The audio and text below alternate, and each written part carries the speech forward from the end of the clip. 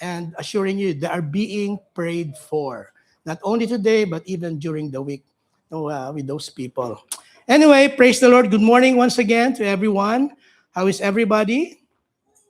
God bless you for being here. Happy summer. Happy summer. Are you happy for summer? Of course, right? Yeah.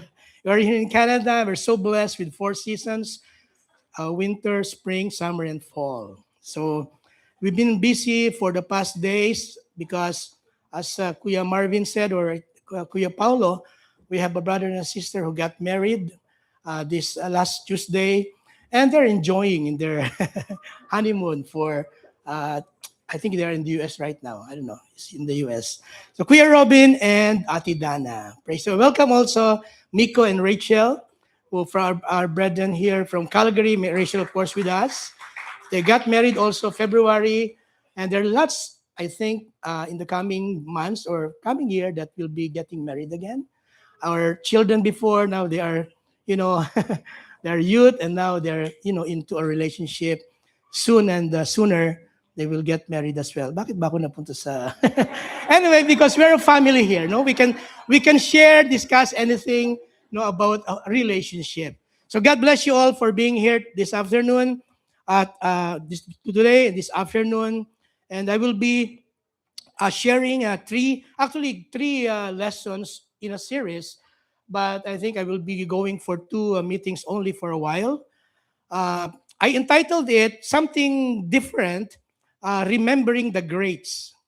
Greats, Remembering the Greats. Where in the Bible, you can see the word great in a very important matter concerning our walk with God. There are three things I can remember. That's why I remembering the greats. The first one is remembering the great commandment. Second, remembering the great commission. And lastly, of course, don't forget remembering the great day of the Lord. Also, these greats are remembering the great commandment, a call to undivided devotion, intimacy with the Lord. Remembering the Great Commission, a call to action.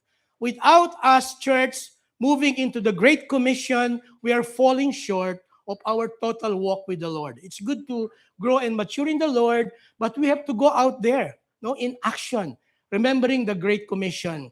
And of course, remembering the great day of the Lord, the great coming day of the Lord, a time or a call to preparation, a call to preparation. Okay? But for today, we will go on with the first one.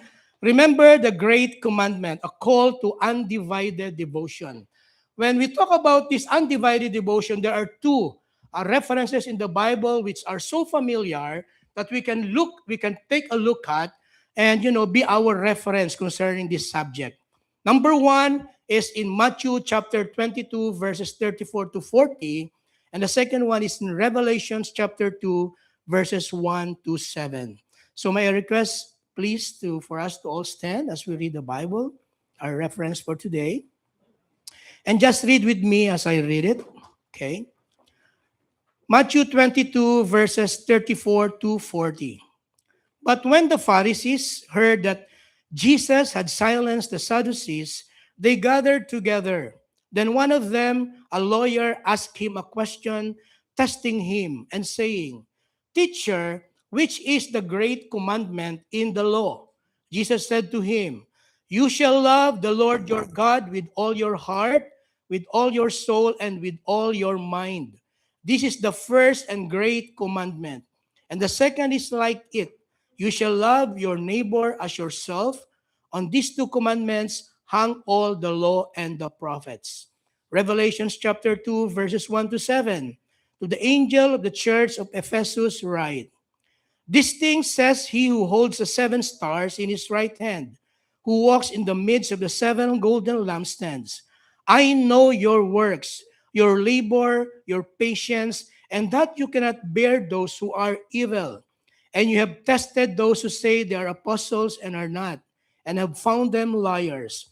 And you have persevered and have patience, and have labored for my name's sake, and have not become weary. Nevertheless, I have this against you, that you have left your first love. Remember, therefore, from where you have fallen. repent and do the first works, or else I will come to you quickly and remove your lampstand from its place. Unless you repent, but this you have, that you have hate the deeds of the Nicolaitans, which I also hate. He who has an ear, let him hear what the Spirit says to the churches. To him who overcomes, I will give to eat from the tree of life, which is in the midst of the paradise of God. Let's all pray. Lord, here we are, your church, as you have commanded. He who has an ear, let them hear what the Spirit of God is saying. Father, as we once again expose our heart before you, before your word, as we sit unto you, Holy Spirit, we pray that may you enlighten the eyes of our understanding in the name of Jesus, so that we may understand your word, O God, and likewise desire to keep them in our very heart, not only in our minds, and enable us by your Spirit, Lord, for us to obey and walk according to your word. Thank you. You are the revealer of all truths. And likewise, O God, our helper for us to walk in accordance, Lord, to your perfect will and even, O God, to please you at all times. We thank you, Father. In Jesus' name we pray. And everybody says, Amen. Amen. Praise the Lord. May we all sit down. Okay. Now, you know what? I believe all of us knows this. That in the world today, relationships are not anymore taken so seriously as it should always be. No? You know, we can have many problems in the world, but when we encounter a problem that is related to relationships, actually that is, the most, the biggest problem that we could ever be. But now, in these days, relationships are not anymore taken so seriously. Accomplishments in life are being considered more. What can I be, in the future? What should I be? What I can attain? What am I doing? They are taken more seriously than relationships.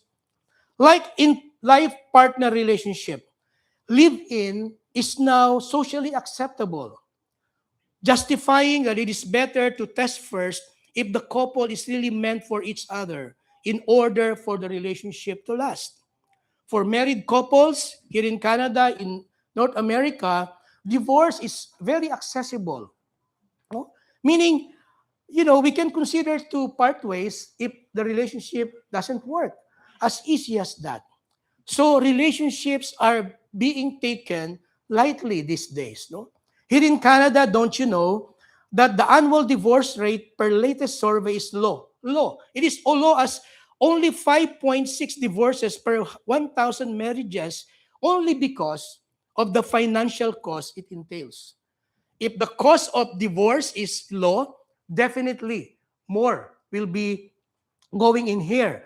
There is an estimate of about 38% to 40% of marriages are still projected to end in divorce over a lifetime. Imagine 38 of 100 couple, there is, a projection of they are getting divorced over a lifetime. In the US, 42 to 45% of marriages end in divorce. Now, what do you think is the problem? Why this is happening? I believe this is not because there was no love that existed, but it is the keeping of love that, falling, that it falls short. The keeping of love. The keeping of love.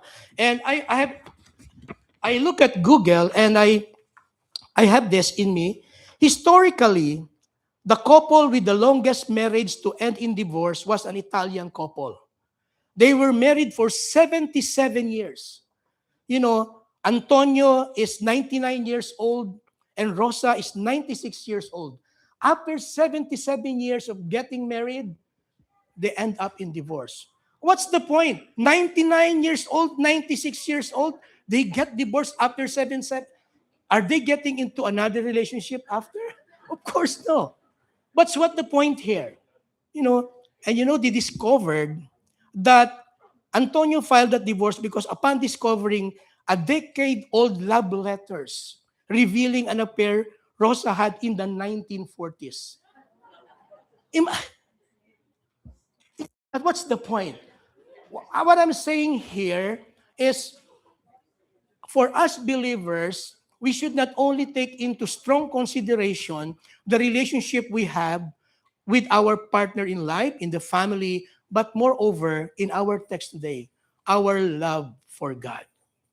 That's why Jesus' answer is, you shall love the Lord your God with all your heart, with all your soul, and with all your might. Now, we have only one heart. Who has here two or more heart? One mind, one strength. But why the Lord Jesus Christ said all? It meant Jesus the Lord is saying here that we should love Him with all of in us, with all of, from us, and with all about us. There's no limitations in our loving the Lord, No? In Matthew 22, there were series of encounters between the religious leaders, the Pharisees and Sadducees, and Jesus, wherein Jesus is being tested by these religious leaders, finding for something that they might accuse him of in the process of their conversation. And in one of these encounters, the Lord Jesus himself quoted actually Deuteronomy chapter 6, verse 5, when being asked and tested by a scribe as to what is the greatest commandment in the law. Jesus' answer in Matthew 22:37 is that you shall love the Lord your God with all your heart, with all your soul, and with all your mind. This is the first and great commandment. Take note, Jesus said, this is the first and great commandment, meaning first and great, the most important of all. And then, actually the Ten Commandments in the law, the first four is, it is about our relationship to God. We shall not worship any other God, only Him. One, two, we shall not make any carved images and bow down before them. Number three, let us not take the name of the Lord our God in vain. Number four, keep the Sabbath, observe Sabbath and keep it holy. First four about God. And second, the last six, kaya sinunod niya rito, and the second is, you shall love your neighbor as yourself, because the last six is all about our relationship to others. You honor your father and your mother, do not commit murder, do not commit adultery, do not steal, do not bear false witness, and lastly, do not covet your neighbor's house. The last six. The Ten Commandments was summarized by Jesus in two. Love the Lord your God with all your heart, with all your soul, and all your might, and love your neighbor as you love yourself. Actually, Jesus here is quoting, Deuteronomy 6:4, and the Orthodox Jew, even right now, they are quoting this verse every day. Every day. I think it's a good idea for us to every day as we woke up. Also, not religiously, but from our heart, once we woke up in the morning, let's declare, Lord, I will love you with all my heart, with all my soul, with all my mind today. So that we can remember all throughout the day, whatever happens, whatever we will encounter, is still the affection of our heart will be Him always. No? So our goal from hearing today's message is both to relearn deeply what it is to truly love the Lord our God with all our heart, with all our soul, and with all our mind, and how to keep Him as our first love. Because there is a warning. No, the Ephesian church, you have lost your first love. Meaning, it is possible for us to lose our first love. No? God Himself. So there is a warning there. So our goal is, what is really loving the Lord our God with all our heart, soul, and mind, and how can we keep Him as our first love in our message this morning. But first, I have a question. Just answer it on your own. What do you think is the main reason why a person, upon hearing the gospel, would make a decision to make Jesus as his personal Lord and Savior? Consider yourself answering this. I have actually four. Number one, that person wants to be assured of his eternal salvation. Is it true? We made Jesus as our personal Lord and Savior because we want eternal salvation. Meaning, once we die here on earth, we will still be with God in eternity. No? Second, that person wants a change or transformed life. They have tried many things, doing things to be changed and be transformed, and nothing worked out. But if the Lord Jesus Christ, through the power of the Holy Spirit, will work in a person, transformation is possible.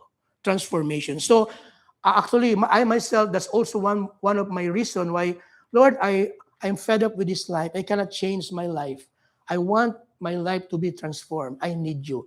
And true enough, praise the Lord, God has changed me for so many things, for so many things. Number three, that person for sure wants direction in his life, no purpose. We live our life before not knowing where we are going, what will happen. But when we come to know Jesus as our Lord and Savior, He enlightened us the purpose of life. We are now living with a purpose.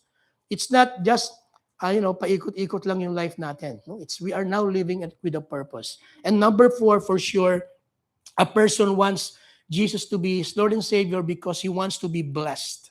No? All of us here wants to be blessed? Yes, of course. Jesus said, I came that you may have life and have it in all its fullness. Fullness of blessings and many other reasons. And I believe all of us present here have experienced that. Eternal salvation, transformation in our life. We now live in God's direction or purpose. And number four, we are being blessed by the Lord with everything pertaining to life and godliness. But for a real born-again Christian, after the first step of having a personal relationship with God, what should be desired next is to grow spiritually. We have to mature in our spiritual walk with God. In our lesson yesterday in our Bible study, one of the purpose why we need to read and meditate the Word of God is because it is God's, medium for us to grow spiritually. No? We have to grow spiritually in our walk with Him. And the first step towards this is by knowing Him more. Knowing God more, that will develop intimacy of personal relationship, leading to truly loving God with everything in us. We have to know who really God is, what He can do, and who He is, so that we can develop a more intimate personal relationship with Him. Our response, no? Our response to how we live our life depends more on how we know our God, how we know Him, how we know Him. God can be known. He is a person, not a logical or theological concept. Actually, A.W. Tozer writes, He is a person and can be known in increasing degrees of intimacy as we prepare our hearts for the wonders of it. We can know God in intimacy, increasing intimacy, with our God. This means that after the salvation experience comes the lifelong unveiling of Christ in us. We really need to know Him more and more as we progress in our Christian life. This is the reason why in Philippians chapter 3, verses 8 to 11, Paul said, Yet indeed I also count all things lost for the excellence of the knowledge of Christ Jesus my Lord, for whom I have suffered the loss of all things, and count them as rubbish, that I may gain Christ and be found in Him, not having my own righteousness which is from the law, but which is through faith in Christ, the righteousness which is from God by faith, that I may know Him and the power of His resurrection and the fellowship of His sufferings, being conformed to His death, if by any means I may attain to the resurrection from the dead. Paul was in effect saying, whatever condition he was in, whether in strength or adversity, the continuing unveiling of Christ is the utmost purpose of his existence. All of us here present, we have different levels of spiritual maturity, but just the same, we should also have that, Paul's desire, the excellence of the knowledge of God. We have to know God more, not just in the mind, but by our heart, so that we can develop a more intimate relationship, personal intimacy of relationship with Him. No? We always say God sees our heart. Only God sees our heart. Not even me, not even any one of us. Only God sees our heart. If we really love Him with all our heart, with all our soul, and with all our might. Our knowledge of God out of personal relationship with Him will surely determine our response to that relationship. The greatest commandment is to love God with all that we are and have. Heart, soul, mind, strength, possessions, even with our wallets, no? Service, everything. We have to love the Lord with everything in us, with everything of us, with everything about us. No limitations, no prohibitions, no. To love God is not to have a good feeling about Him. Let's say when we worship, I will worship the Lord because I feel worshiping Him. No, it's not that. To love God is not having a good feeling about Him. For true love involves the will as well as the heart. And of course, where there is love, there will be obedience and service. And because we love the Lord, definitely its fruit will be, we will serve the Lord, we will obey Him in our very life. Many aspects of our Christian life depend on the level of our personal knowledge and relationship with Him. Number one, our love and act of worship for God. Matthew 22, no, as we have read, loving the Lord with all our heart, our soul, with our mind. Romans 12:1, I beseech you therefore, brethren, by the mercies of God, that you present your bodies as living sacrifice, holy and acceptable before God, which is our reasonable act of worship. Our love and act of worship for God depends on how we know Him, on how we know Him. No? Just like in the natural, in a relationship, in husband and wife, siblings, or parents, we will obey more, we will respond right according to how we know the person. If somebody approach you, let's say, nobody, meaning you don't know that person. If he approach you and say, can you do this? Do you think you will agree or you will do it? You have no knowledge of the person at all. Will you do it or say, can I borrow $10 from you? You don't know the person. Do you think it will be easy for you to do that? No, right? But if your, brother or sister or say somebody whom you know, can you just please lend me $10 for now? Maybe you will end up lending more than 10 because you know the person. Just like this, our response to our, actions to God depends on how we know Him, on how we know Him. That is very important. Number two, our consistency of obedience to God. No? How we obey God depends on how we know Him. He is not a person who demands, no, just like controlling us or just like commanding us. No, no.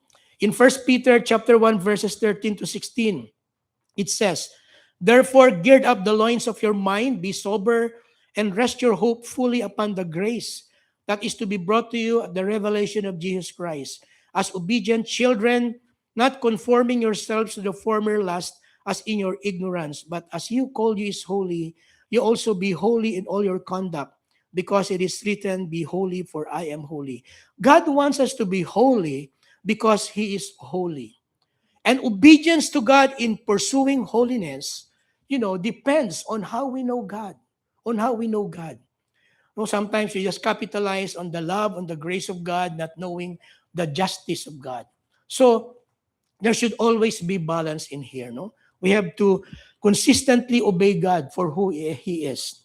The degree or level of our obedience to God depends on how well we know Him. Obedience, even to the point of sacrifice, no, that brings joy, fulfillment, and not at all burdensome if we really know who God is. Sometimes that obedience will entail sacrifice and really to the point of sacrifice. But there is joy in obedience sa Lord.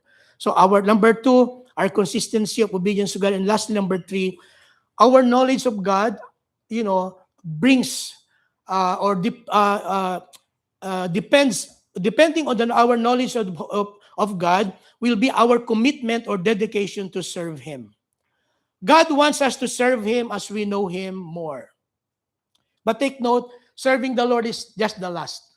Because people right now, and even churches right now, everything is more about ministry.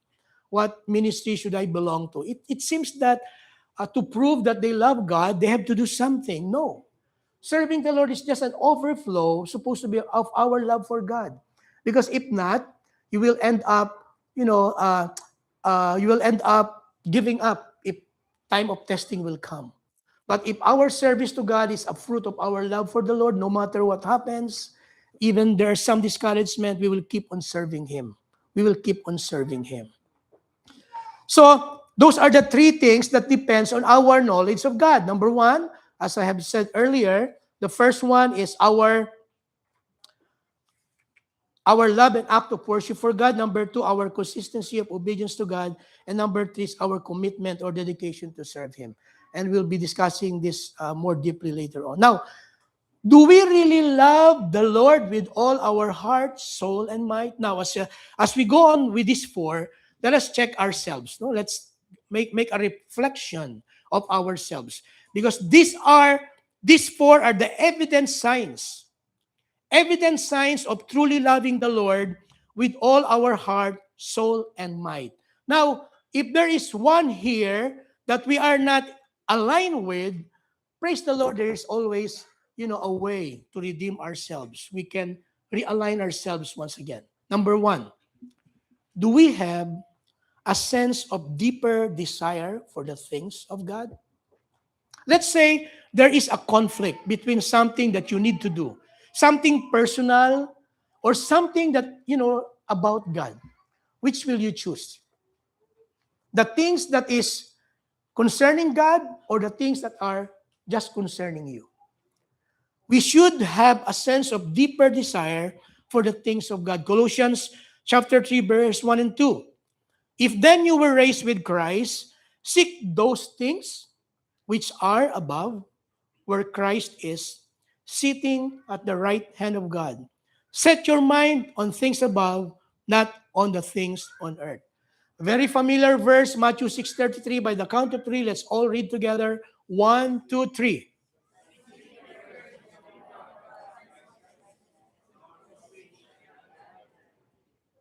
A sense of deeper desire for the things of God is the most important evident sign of having a genuine for God. Our affections change. And so we now have a deep desire to start and continue turning away from the things of this world and to put off the old man with its fleshly lusts and desires. No longer will we enjoy taking part in worldly things that will not bring glory to God.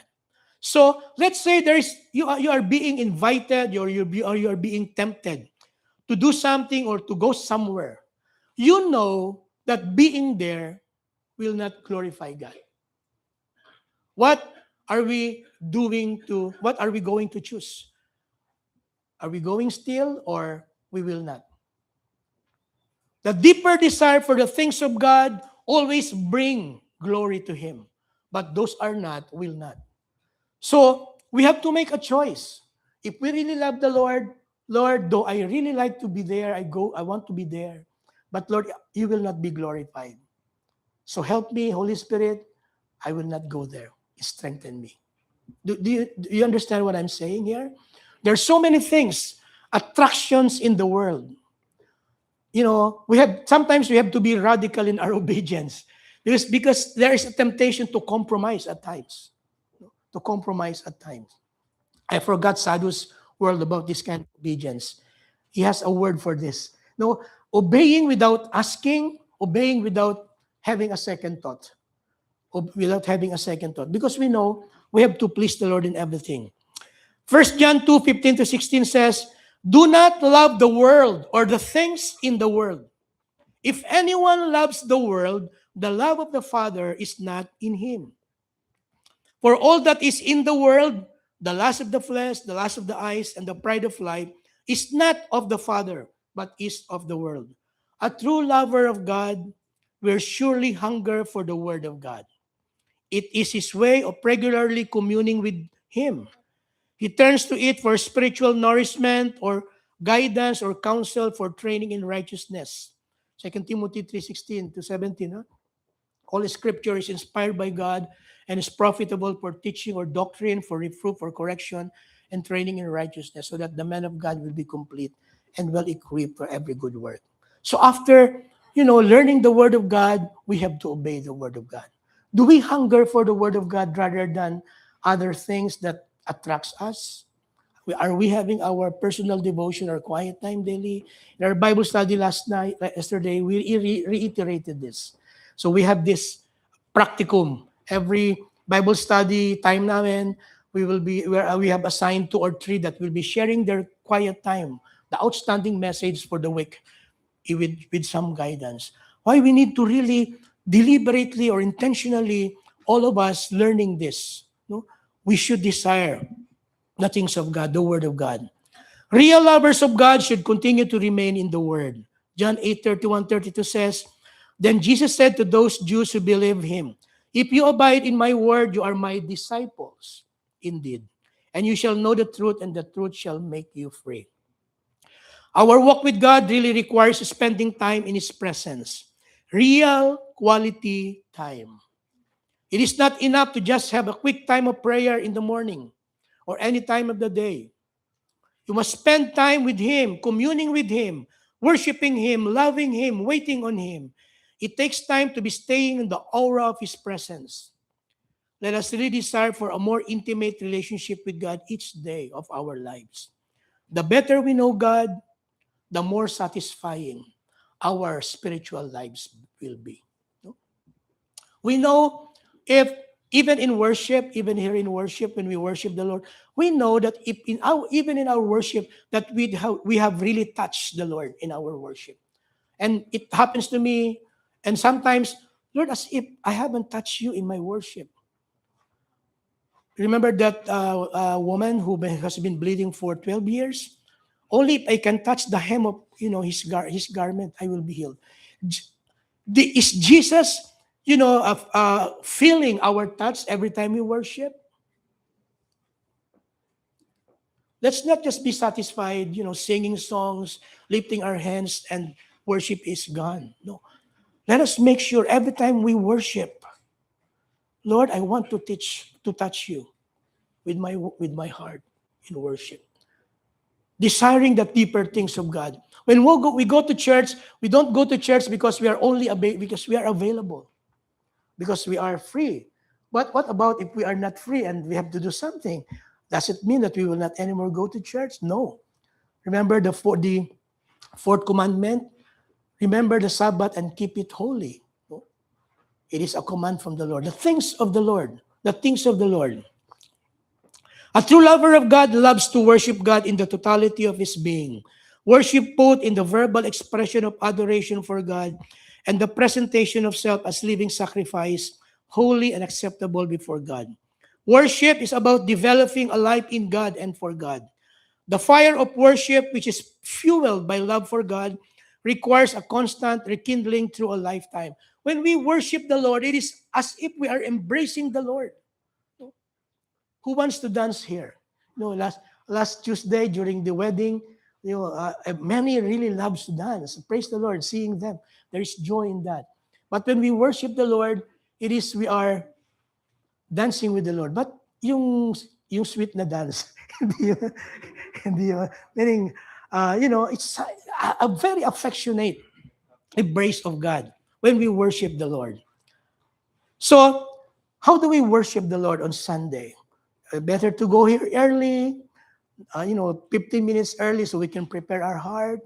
So when the worship leader starts to the worship, our heart is ready and we can really take up immediately in our worship. Worship the Lord. A true lover of God treasures and enjoys more being with fellow believers in fellowship and in serving the Lord. To whom do you treasure more spending your time with? Believers or unbelievers? Hopefully, all of us here, we treasure more being with believers. No? Because those are the things of God. So, question about number 1, a sense of deeper desire for the things of God. Question, what beats more in your heart?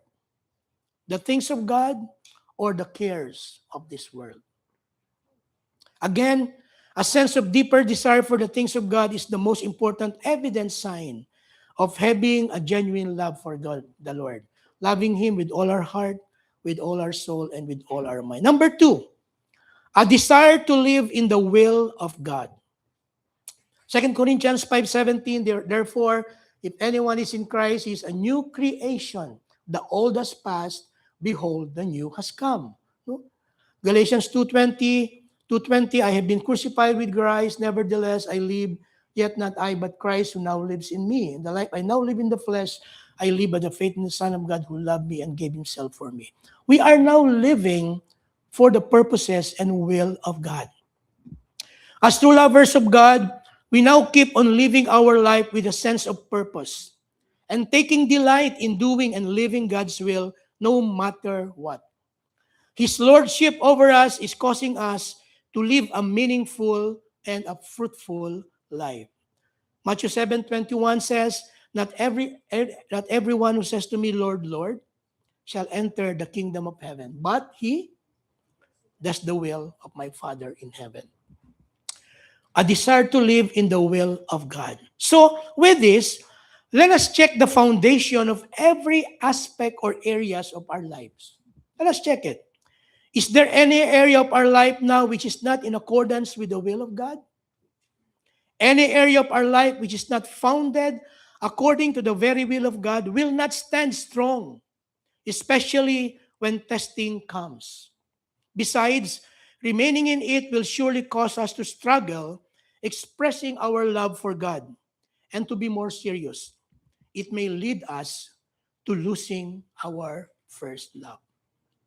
Because something or somebody else is competing with our sincere affection and devotion to God. At the very first moment that we feel or we discern there is something that is competing with our love for God, at the very first instance, let us not allow it. Reject it. Because if we give an opportunity for that, it will grow, it will mature until time will come. We're already straying away from the Lord. Saying even we are attending church, attending Bible studies, and doing many things for the Lord, but our heart, when God sees, we are not anymore loving Him with all our heart, with all our soul, and with all our might. Desire to live in the will of God. If we say we love God and He is our Lord, we should let Him be involved in every area of our life.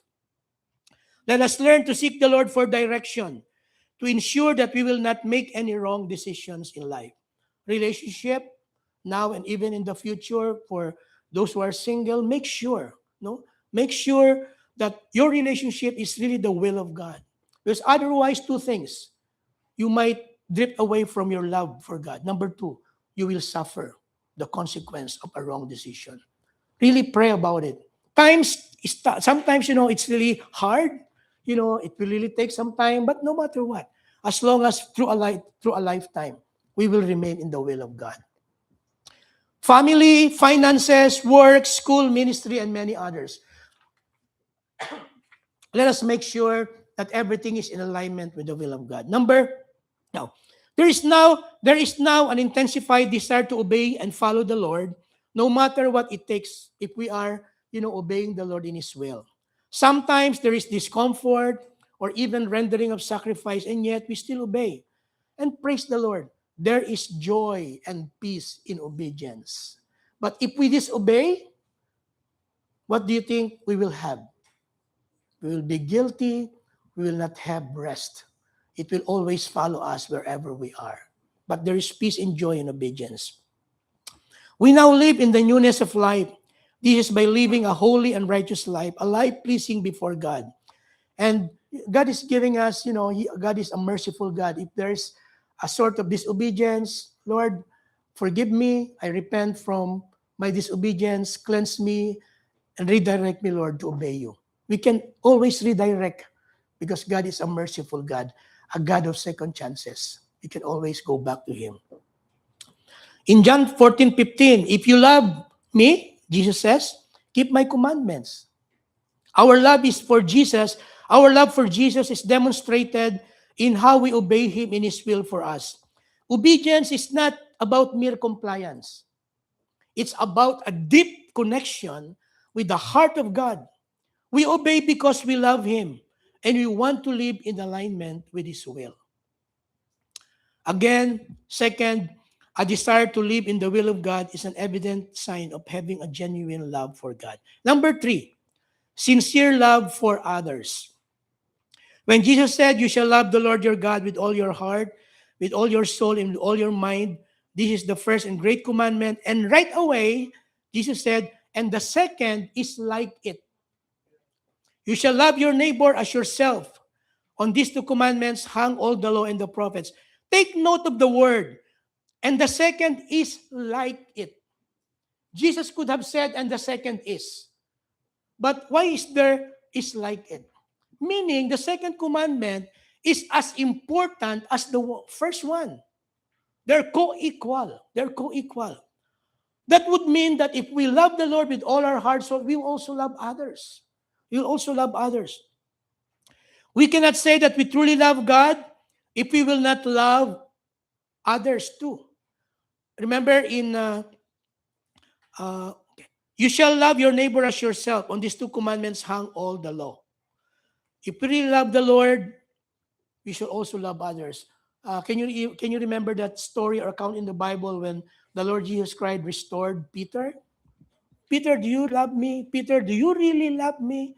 Peter, do you really love me?" And what was the answer of Jesus? Feed my lamb. No? Tend my sheep. Feed my sheep. That means we have to love those whom God loves. Does God love even those who hates us? Does God love even our enemies? So meaning, when you say amen, yes, Lord, I will love them as well. Let's love our neighbors. Another sign of true conversion and really loving the Lord is the love that we begin to have toward others. Love will become the ruling power in our lives. So much so that we will begin to love even those who seems to hate us. This is agape, a God's kind of love. The kind of love that we are even willing to lay down our life for others. If there is John 3:16, remember there's also 1 John 3:16. Jesus laying his life for us. 1 John 3:16, we are willing to lay down our life for our brethren.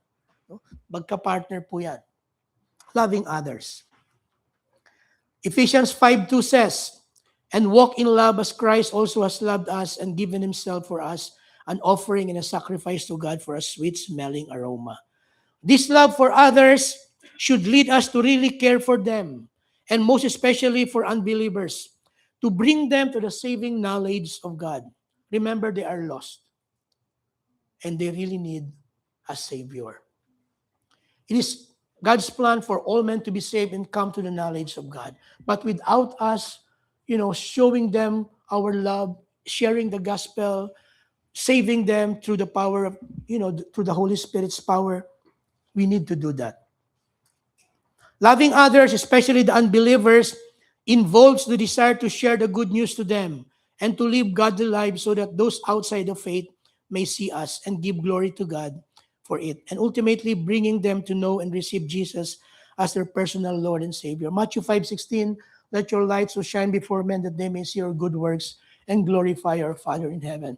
We are sharing to them both the words, the gospel, and we are sharing to them the life we have, so that when they hear and when they saw, they will be attracted to God. We will point them to God. We will not point them to church. We will not point them to us, but we will point them to Jesus. We love them. If we really love them, love for others. Through our godly lives and good works and the joy and peace we have in Christ, we will be a good witness to those who are outside of faith, so that they may look upon us and see something missing in their lives.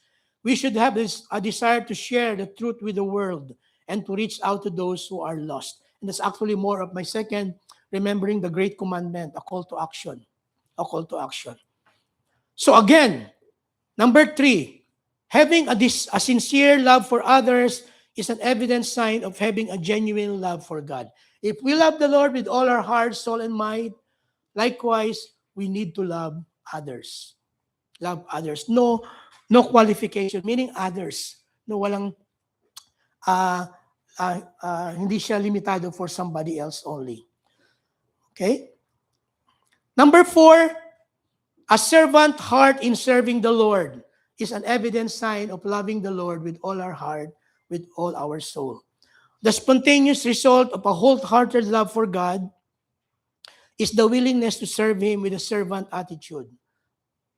Take note that serving the Lord in the ministry is not always a proof of truly loving the Lord. Do you agree? But only if it is done from the overflow of our fervent love for God. Because right now, well, of course, praise the Lord, many are coming to Jesus because of those big ministries. Praise the Lord for them. But not everyone, are really serving the Lord out of that love for God. Some want some recognition, sad to say, but if we really love the Lord, it will overflow. You will really serve the Lord. It will come to a point you will serve the Lord in whatever way possible. Praise the Lord. In our church, we have this, every member is a minister. We have that philosophy. Every member is a minister.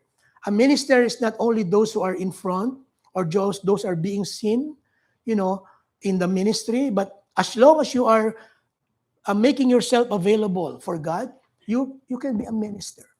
But may that ministry just be a result of an overflow of our love for God. We cannot contain, our love for God. It will overflow. And for sure, we will desire to serve Him. We will desire to serve Him.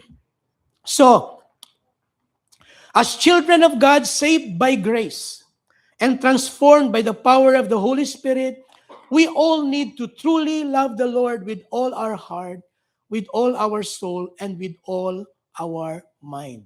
With all our mind. Can we close our eyes and declare that I love the Lord with all my heart, soul, and mind? Okay, 1, 2, 3, by the count of 3. 1, 2, 3. I love the Lord with all my heart, with all my soul, and with all my mind. This means God must be our first love. Nothing competing, no one competing. Even our wife cannot compete with our love for God. Second lang ng ating mga asawa. Our love for God.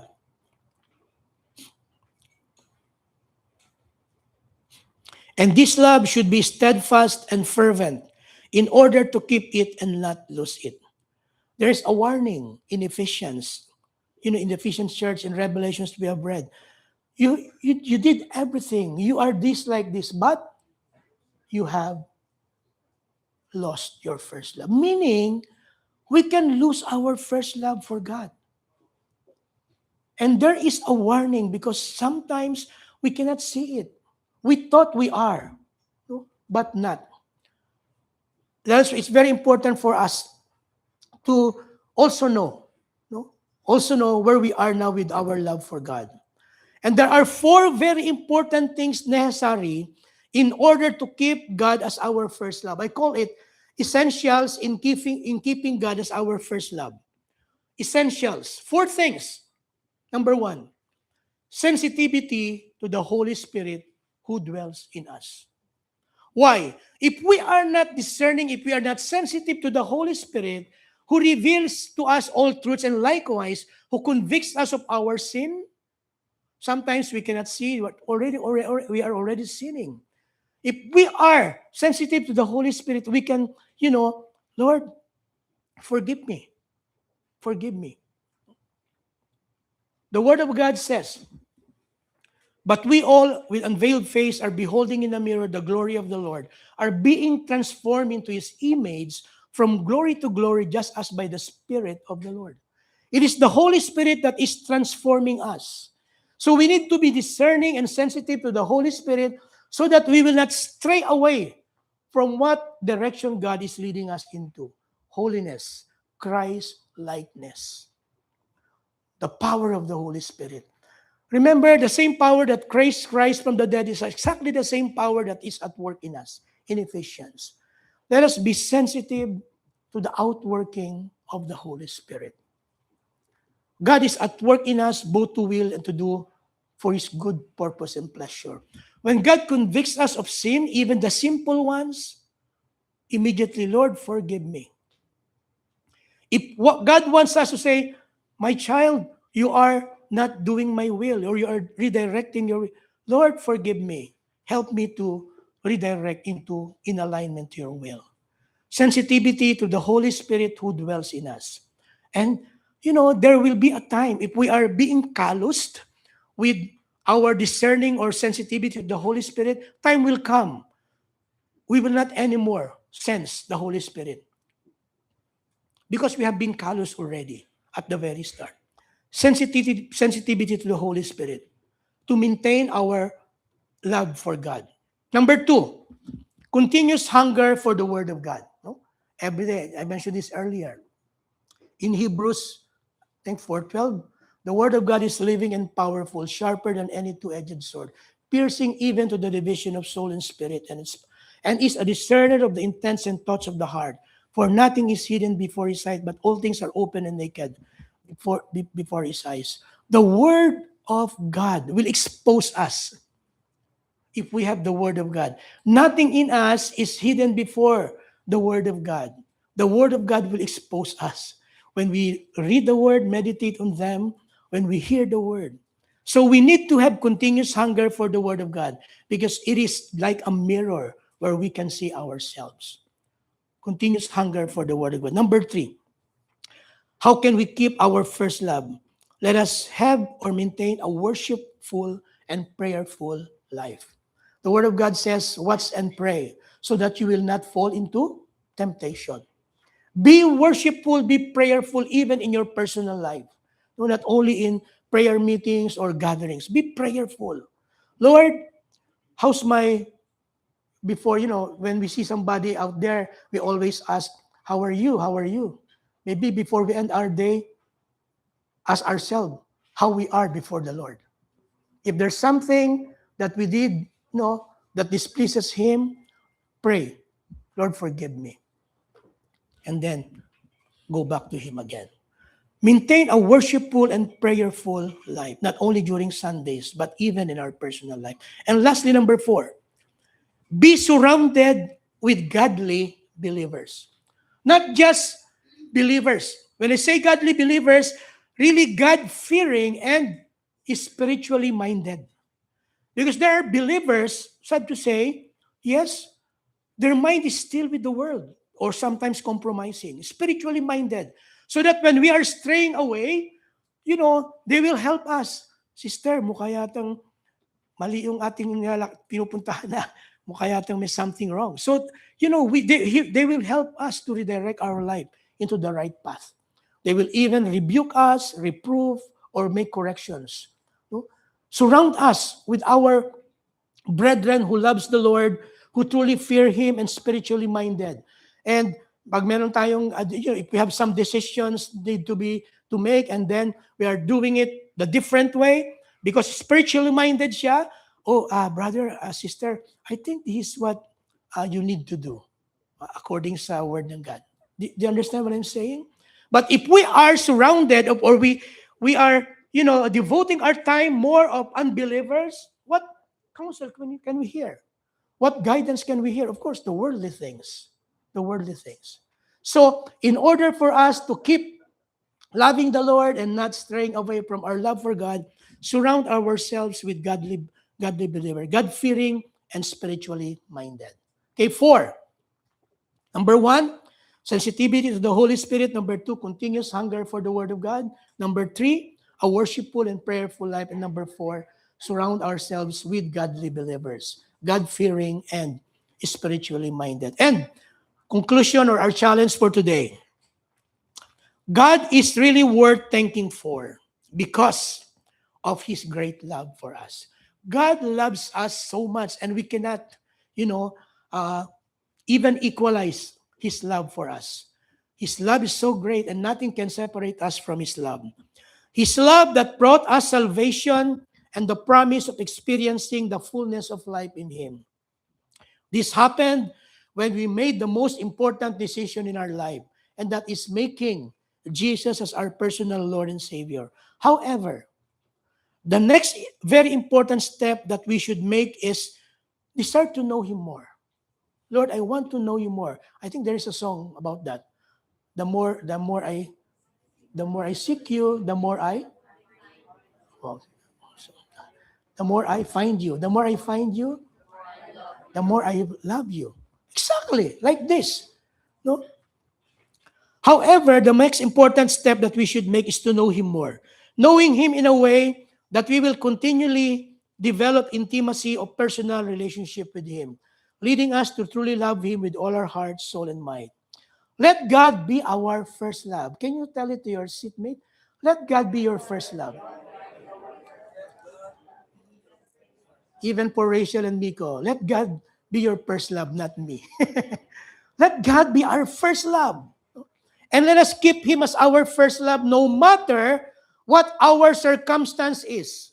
No matter what the temptations are. No matter what the oppositions are. Let God be our first love. Let Him be our first love in every season of our life. Because nowadays, these words are very familiar. No? We are now in a different season. That's good. That's praise the Lord. That's who our God is. He's bringing us into every season of our life. But let Him be God in every season of our life. Love for God that shows the following evident signs: a sense of deeper desire for the things of God, obedience in living in accordance with His will, having a sincere love for others, and a servant heart in serving the Lord. Let us not allow anything or anyone to compete with our love for God, so that we can make sure to keep Him as our first love. With our continuous willingness to subject ourselves to the Lordship of Jesus by the abounding enabling grace of God and the unlimited empowerment of the Holy Spirit, keeping God as our first love until the end. Until the end is possible. Keep our first love, remembering the great commandment. No? You shall love the Lord your God with all your soul and with all your might. A call to intimacy or a call to undivided devotion. So it's our prayer, Lord. Actually, it's a revelation to me. As I started yesterday, every time I woke up in the morning, just because not because I'm an Orthodox Jew, but because I want to do it, reminding myself, Lord, I will love you with all my heart, with all my soul, with all my might today. Every day. So that if there's something that tries to compete with that love, I will remember what I said in the morning, a prayer in the morning. Okay? Let us love the Lord our God with all our heart, with all our soul, and with all our mind. A call to intimacy, a call to undivided devotion. Can you all rise up? Thank you, Lord. Praise the Lord. Can we sing a song? Just one song. And as we sing this song, let's forget everything. No? Let's sing this song from our heart that truly love Him. That truly love Him.